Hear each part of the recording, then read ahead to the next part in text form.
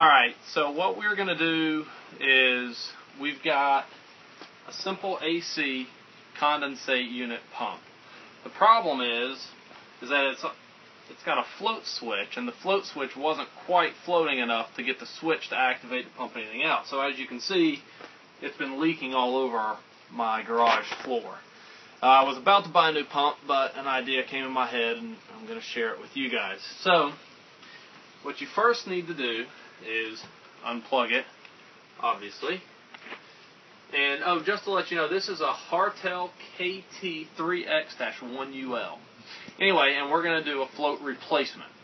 So I've already taken the screws out, but what I'm going to do is take the top off, and then I'm going to remove the condensate line, unscrew the discharge line,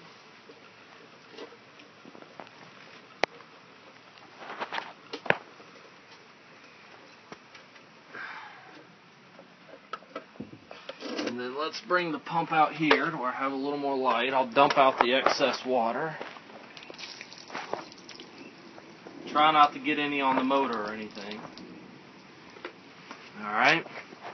And then now I'm going to remove the auxiliary switch. Just set it to the side. Remove the main switch for the float. And now remove the pin for the float, and when you do this, be sure that you hang on to the float. It'll drop down into the body, and then it won't let you remove the top because the pump is attached there. So grab hold,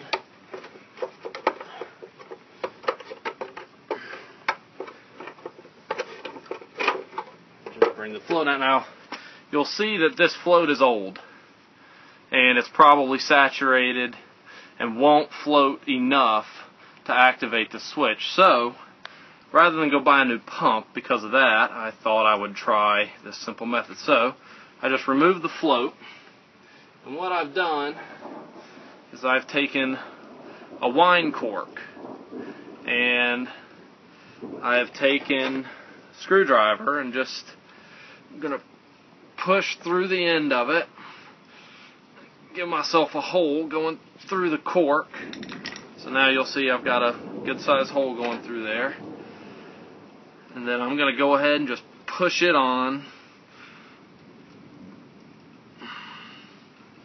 As you can see, I'm doing this in my pajamas, and there you go. So stick this back in. Again, be careful to not drop that down in there. You'll have a hard time getting it back out. Pull this through. Push the pin in. So now you've got your float back in there. Take your float switch. Drop it back in. And your auxiliary switch, which I set over to the side, which I don't use the auxiliary switch, and I don't really think I need to put it back in there, but I'm going to. That's the way it was, and that's the way I'm going to replace it. And there you go.